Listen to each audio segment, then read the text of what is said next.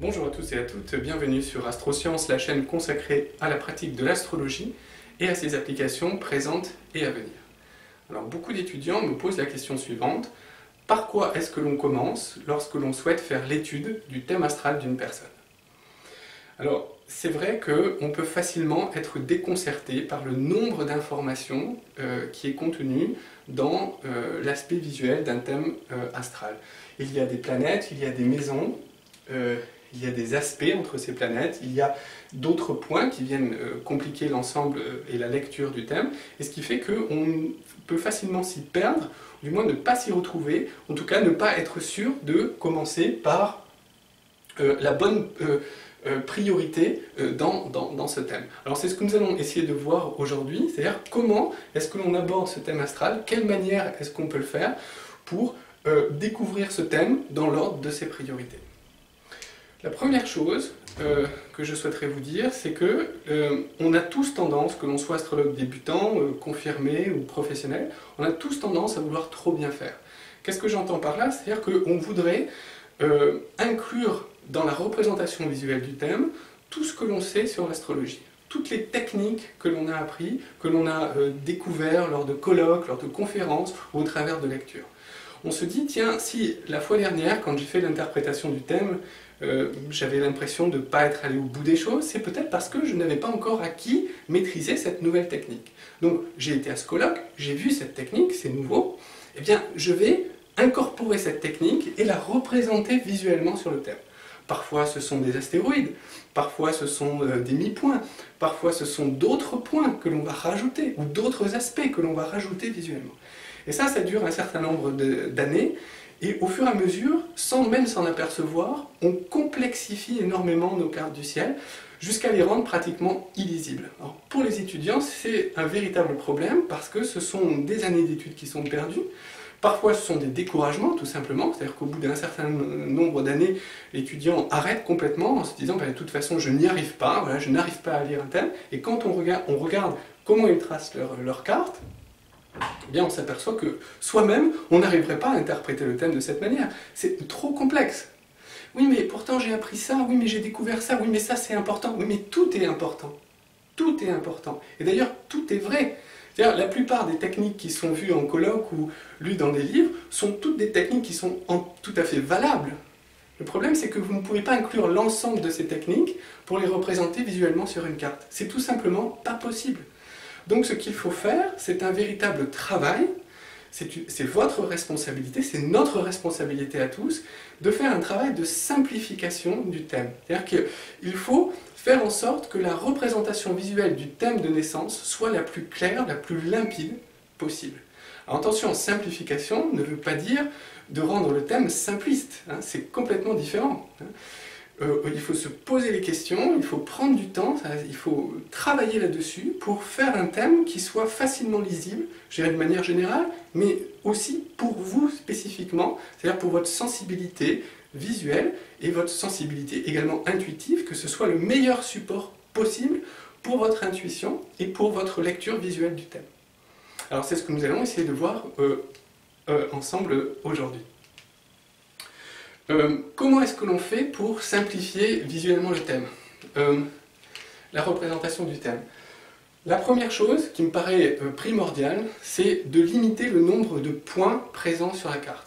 Alors moi je vous conseille de limiter le thème à la représentation bien sûr du zodiaque, des maisons, des planètes, hein, donc 10 planètes, hein, les 2 luminaires, le soleil, la lune, les planètes dites rapides, donc Mercure, Vénus et Mars, 2 planètes générationnelles, donc Saturne et Jupiter, et 3 planètes transsaturniennes, donc au-delà de Saturne, vous les connaissez, Uranus, Neptune et Pluton. On s'arrête là. Ça, ce sont les planètes que vous devez faire figurer. On va laisser les astéroïdes de côté, vous aurez le temps d'expérimenter ça plus tard. Ou de les rajouter ponctuellement sur certaines cartes du ciel, on se limite à ces 10 planètes. Qu'est-ce qu'on va rajouter d'autre? On va rajouter des points karmiques, donc l'axe des nœuds lunaires, donc effectivement qui sont toujours opposés puisque c'est un axe, le nœud sud, le nœud nord. On va rajouter la lune noire ici, alors je représente personnellement la lune noire en position moyenne, et j'ajoute la position corrigée, et parfois la position vraie, et on peut voir que, donc c'est ce que j'ai représenté sur la carte, donc la lune noire moyenne, et un petit trait avec la position corrigée ici. Voilà. Alors, l'une des 2 ou 3 positions est souvent la plus parlante. Dans l'étude du thème, ce que j'ai trouvé le plus parlant, c'était à 80% la lune noire moyenne. Donc, ce qui n'est pas toujours vrai dans la partie prévisionnelle. Mais dans la partie d'étude du thème, je vous conseille de représenter la lune noire moyenne et un petit trait avec la lune noire corrigée. Autre point que l'on peut rajouter, c'est Chiron, ou Chiron, hein, comme vous voulez. Cette planète donc, que l'on va rajouter, donc c'est un gros astéroïde que l'on va rajouter donc, à l'ensemble que je trouve parlante dans certains thèmes. On s'arrête là pour les points. Ce qu'il faut aussi, c'est limiter le nombre d'aspects. Moi, je vous conseille vraiment fortement, si vous ne le faites pas déjà, faites-le, je vous en conjure, limitez vos études et vos représentations surtout aux aspects majeurs. Il y a suffisamment à dire en étudiant les aspects majeurs, pas la peine d'aller chercher des quintiles, des biquintiles ou des semi-carrés. D'accord ? Là, vous avez, avec les aspects majeurs qui sont donc la conjonction, l'opposition, le carré, le trigone et le sextile, vous avez suffisamment de matière pour aller très profondément dans le thème. Alors, après, les autres aspects, les aspects mineurs, éventuellement, dans la partie prévisionnelle de l'astrologie, ils peuvent servir, mais vraiment dans l'étude du thème, moi je vous conseille de focaliser sur ces aspects-là. Pareil, au niveau des orbes, c'est-à-dire de la validité, hein, de l'angle de validité de ces aspects, moi je vois des astrologues qui travaillent avec 15 degrés, 12 degrés, moi je pense que bon, vous pouvez partir sur cette base qui est 10 degrés pour la conjonction, 8 degrés pour l'opposition, 7 et 6 pour le trigone et le carré, et 3 degrés pour le sextile. Voilà. Après, effectivement, quand on est sur des aspects touchant les luminaires, donc la Lune et le Soleil, on peut monter ici de 2, donc passer à 12, et pareil, rajouter 2 à chaque fois. Je pense que ça reste valable. Pour le reste, si vous prenez des aspects trop importants, vous allez avoir des traits partout et ce sera illisible. Ces aspects, je vous conseille également de les limiter. Alors ça va surprendre certains, mais ça me surprend moi aussi de voir des cartes qui sont complètement illisibles. Donc moi je pense qu'il faut limiter vos aspects aux planètes, c'est-à-dire les aspects entre les planètes. Si vous voulez les aspects à l'ascendant, vous pouvez le faire sans forcément les représenter visuellement. C'est-à-dire que si je veux étudier l'aspect à l'ascendant, je prends un peu de recul, je regarde l'ascendant et je vois les aspects qu'il forme avec les autres planètes, sans forcément les représenter sur la carte directement. Donc, les aspects entre planètes, ne pas représenter les aspects aux axes, sinon on ne s'en sort pas. L'aspect à l'ascendant, l'aspect au milieu du ciel, au fond du ciel, au descendant, vous ne vous en sortez pas. Donc, gardez les aspects aux planètes. J'inclus dans les aspects la lune noire, donc elle aussi, je la mets en aspect des autres planètes. En revanche, je n'inclus pas Chiron. Chiron, je l'étudie comme l'ascendant ou comme le milieu du ciel, en regardant visuellement mon thème et en cherchant s'il forme des aspects avec certains points ou certaines planètes. Pareil, je n'inclus pas les aspects au nœud lunaire. Ça surcharge énormément la carte. Si je veux les aspects au nœud lunaire, je les cherche visuellement par moi-même. Alors, si vous faites ça, alors je sais que, encore une fois, ça peut vous surprendre, ce que je viens de dire, mais si vous le faites, et si vous l'essayez, vous allez voir que votre carte va se simplifier considérablement, et que d'un coup, ce que vous n'arriviez pas à voir va vous sauter aux yeux. Donc, tentez. Voilà. Faites-le pendant un certain temps, et puis si vous voulez rajouter certaines choses, les aspects par exemple au nœud lunaire, eh bien faites-le ponctuellement et voir ce que ça donne. Est-ce que ça reste toujours lisible? Alors, une fois que l'on a fait ça, et seulement une fois que l'on a simplifié visuellement sa carte, alors on peut commencer à la regarder et à l'étudier. Alors pour ça, je vous propose, cette fois dans cette vidéo, je vous propose deux images de métaphores. Donc on va voir ce que ça donne. La première, c'est Sherlock Holmes, et la deuxième image, c'est le château assiégé. Alors Sherlock Holmes, pourquoi? Parce que quand vous allez regarder le thème, il faut que vous soyez dans la peau d'un enquêteur, d'un détective, et que vous alliez cheminer dans ce thème, comme sur une scène de crime finalement, à la recherche d'indices. Vous allez cheminer dans le thème en faisant certains recoupements, en croisant, comme dit la police, en croisant des indices, en recoupant des sources, en recoupant des pistes, en notant certains détails, voyez. Et c'est grâce à ça que vous allez cheminer dans votre enquête. Alors, ce qui est bien, c'est que vous pouvez, vous voyez, quand vous commencez cette analyse, vous mettez la casquette de Sherlock Holmes parce que c'est vraiment, vous devez vraiment être dans cet état d'esprit-là. Moi, je pense souvent, quand je vois le thème, à une loupe, donc à la loupe de l'enquêteur. On peut imaginer ici une sorte de poignée, comme une loupe d'autrefois, vous savez, où on est en train de regarder le thème et on va chercher les indices. Ce qui a échappé aux autres, eh bien moi je vais le trouver au travers du thème. Et je vais le trouver d'autant mieux que j'ai réussi ce travail de simplification préalable et que ma carte maintenant, elle me parle, elle est beaucoup plus lisible. Alors bon, ça c'est un premier état d'esprit si vous voulez par rapport à cette approche. Deuxième approche, deuxième état d'esprit, deuxième image que je voulais partager avec vous aujourd'hui, c'était de voir en fait le thème comme un château fort. C'est-à-dire que ici vous avez un château avec ses remparts, vous voyez, on a une enceinte, c'est très cancer, vous savez que les enceintes, tous les lieux clos sont des lieux cancer, fermés donc. Et bien ici, on a un lieu qui est fermé, qui est clos. Vous voyez, à l'intérieur c'est très riche, il se passe plein de choses, mais c'est comme à l'intérieur d'un château où en fait tout autour, tous les signes du zodiaque, toute cette couronne zodiacale représenterait les remparts.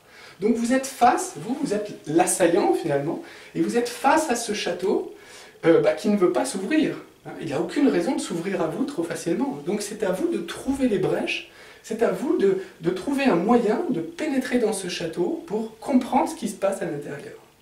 Donc ça aussi c'est un état d'esprit qu'il faut avoir pour pouvoir pénétrer dans le thème. Alors ça ne va pas être facile, ils ne vont pas vous ouvrir le pont-levis en disant allez-y, rentrez, voilà, c'est là, c'est l'entrée principale. Non, non, c'est un château assiégé, c'est à vous de le conquérir d'une certaine manière. Pareil, donc incluez ça dans votre état d'esprit.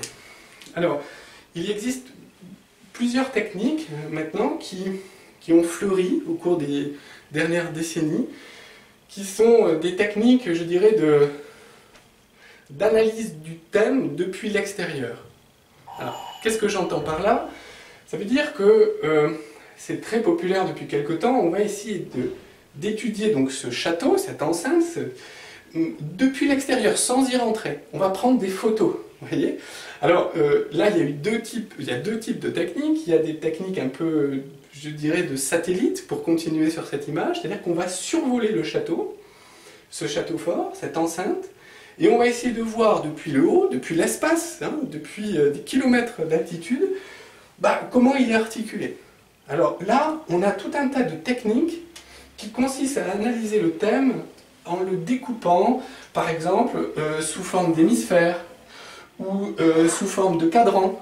Vous voyez, on va peser ce qu'il y a dans ce cadran, et puis on va peser ce qu'il y a dans ce cadran. Voilà, alors ça se rapproche vraiment, où on va analyser des dessins planétaires. On va voir ici une belle étoile.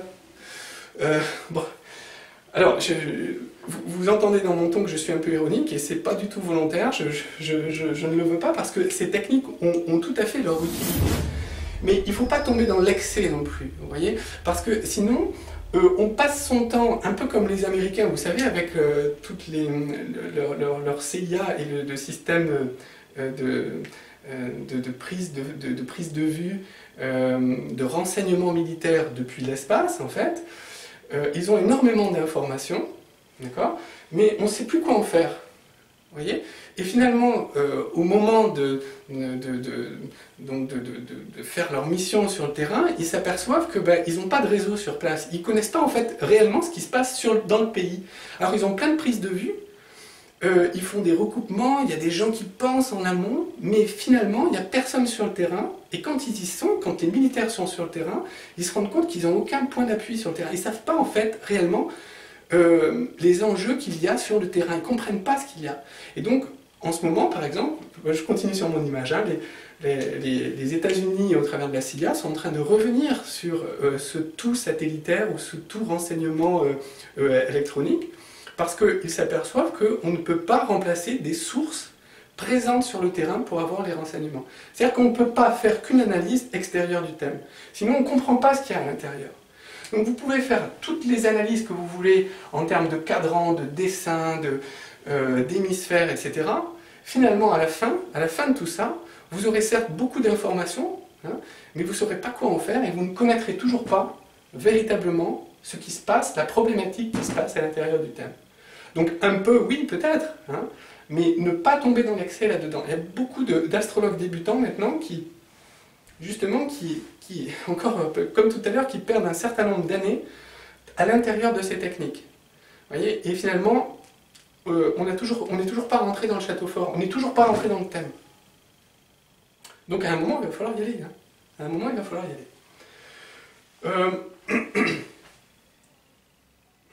Autre technique, qui n'est plus cette fois une technique de survol du thème, mais qui est une technique, enfin, un certain nombre de techniques qui consistent en fait à faire le tour du thème. On va faire le tour des remparts. Imaginez, vous êtes l'assaillant d'un château fort, et on vous dit non, non, mais attendez, avant d'essayer de rentrer, on va faire le tour. Alors on fait le tour, mais plusieurs fois, vous voyez, on tourne autour.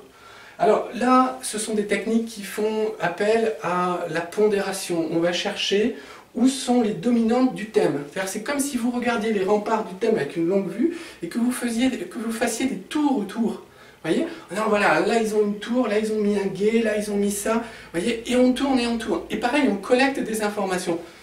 Vous n'êtes toujours pas rentré à l'intérieur du thème. Vous faites le tour des remparts. À la fin, vous avez plein d'informations. Mais vous ne savez toujours pas ce qui se passe derrière les remparts. Vous voyez? Alors, vous avez certes repéré une dominante, et alors? Comment cette dominante est raccordée avec l'ensemble du thème? Comment elle parle avec l'ensemble du thème? Vous n'êtes pas rentré dedans. Vous voyez? En fait, à la fin, vous en savez plus sur les remparts, vous connaissez parfaitement les remparts, vous voyez? Mais vous ne savez toujours pas ce qui se passe à l'intérieur. Donc à un moment, il va bien falloir rentrer dans ce thème. Alors, je vais y venir, hein. Je vais y venir. Une autre image par rapport à ce que je viens de dire. Si je prends maintenant ce cercle zodiacal, non plus comme la loupe, non plus comme un château, mais si je prends ce cercle zodiacal comme étant la Terre, notre planète Terre. On a des techniques, comme je viens de montrer, les techniques par satellite ou les techniques par le tour des remparts, hein, donc des techniques d'analyse du thème depuis l'extérieur, qui en fait ont tendance à rebondir sur le thème. Vous voyez, c'est comme si en fait on avait encore une image, pardon pour ceux qui n'aiment pas les images, c'est comme si on essayait de faire une rentrée en atmosphère terrestre. Vous voyez, ça c'est la Terre. Bon, on a des techniques qui arrivent comme ça, qui arrivent trop à plat. Du coup, elles rebondissent sur le thème. Vous voyez, comme si l'angle d'incidence, de rentrée n'était pas suffisant. Résultat, on rebondit. Alors, on analyse le thème et puis on en ressort parce qu'on n'arrive pas à rentrer. Et bon, ben, une fois qu'on est là, qu'est-ce qu'on fait? Ben, on va refaire une technique à nouveau d'analyse et on ressort du thème. Mais à aucun moment on passe la zone des remparts. C'est pas bien non plus de faire une rentrée en atmosphère terrestre qui soit trop abrupte. Parce que là, on va se consumer, on va brûler. Donc si je rentre trop abrupt dans le thème, c'est-à-dire que je n'ai pas pris un temps de recul pour voir comment il était articulé, je risque de faire des erreurs. Je vais plonger, je vais focaliser sur Pluton, Trigone, Lune Noire, alors que peut-être ce n'est pas l'essentiel du thème. Vous voyez? Donc là, je rentre trop brutalement dans le thème, et je me trompe. Et là, je arrive trop à plat, et je rebondis. Donc qu'est-ce qu'il nous faut, nous? Il faut que l'on trouve un système pour pouvoir rentrer dans le thème selon un angle parfait, un angle médian. C'est-à-dire ni trop à plat, ni trop abrupt. Et si je rentre ici, pour l'atmosphère terrestre, je crois que c'est aux alentours des 3 degrés, si je prends cet angle de 3 et quelques degrés, eh bien, pile, je vais pouvoir rentrer sans trop me consumer, mais sans rebondir non plus. Et là, je vais pouvoir rentrer dans le thème. Alors, c'est quoi cet angle parfait? Disons que il est basé sur quand même un certain bon sens, une certaine logique, cet angle. Qu'est-ce qui est le plus important dans le thème? Au-delà des signes, au-delà des maisons, au-delà des aspects même, qu'est-ce qui est important?